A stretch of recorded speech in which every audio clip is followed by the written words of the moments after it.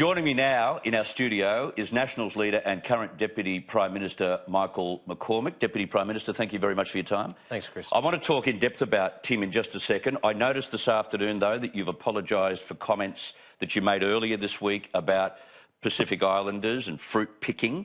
It upset many of them, didn't it?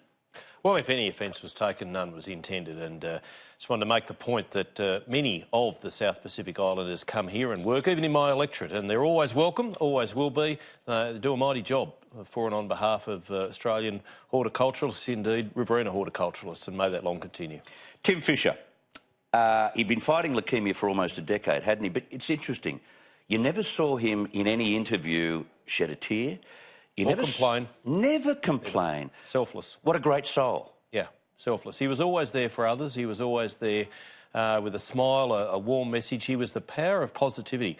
I never heard anyone say a bad word about Tim Fischer, and I never heard Tim Fischer say a bad word about anybody. And it's interesting, there aren't many politicians who could claim, and he never did, but we can claim on his behalf that he was well liked by both sides of the House. Indeed, and he never built himself up whilst at the same time tearing somebody down. He was always there, and, you know, Andrew Lee sent a tweet out today talking about his memories of Tim Fischer, and I'm sure that the Labor family would also be mourning his passing. I'm sure everybody across Australia would.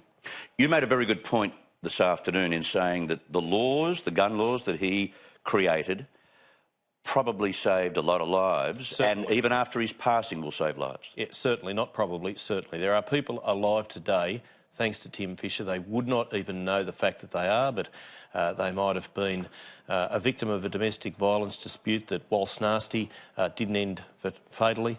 They may have avoided being shot or being shot at, because of Tim Fischer and the gun law reform that followed the Port Arthur massacre in 1996. And it was tough. It was tough, particularly being a National Party leader.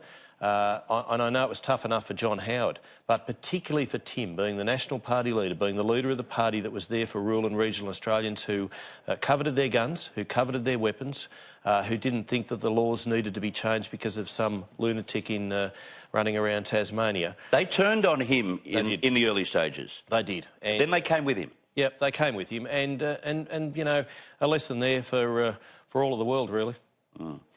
A sad day to lose someone so selfless, as you say. What's your favourite memory of Tim from Boree Creek? Well, I've told a few today, but one that I haven't told was the day that I went trekking up Mount Kosciuszko, up Strzelecki's Way. It's the Hannell Spurway, 15.5 kilometres through the northwest. It's the most difficult way to get to the top of Mount Kosciuszko. And, of course, Tim was leading the way and everybody was battling to keep up with him. But we had a photographer who opted, for some strange, quirky reason, to wear high heels. And, of course, you don't go wearing high heels up Mount Kosciuszko, and had to be, let's just say, rescued and chop it out of there. And Tim didn't care. He just stopped, and everybody stopped, and he was able to help that process get along, but never judged anybody. Just went along with the flow, then continued on the march, and we camped overnight, and, you know, around a few ports. Tim told a few stories, and he was a wonderful raconteur, a beautiful human being, and you know, everyone's thoughts, I think, are with Judy today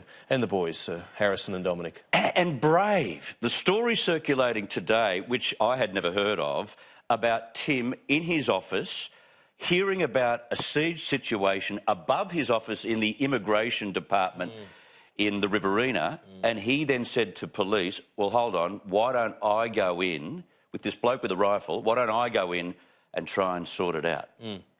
Incredible human being. I mean, who else would do that? Who else would think to do that, to put themselves in harm's way to save a situation which was obviously getting out of control? Thank you very much for your time this evening. Thank you very much for coming in. Michael McCormack, the Deputy Prime Minister and now Acting Prime Minister.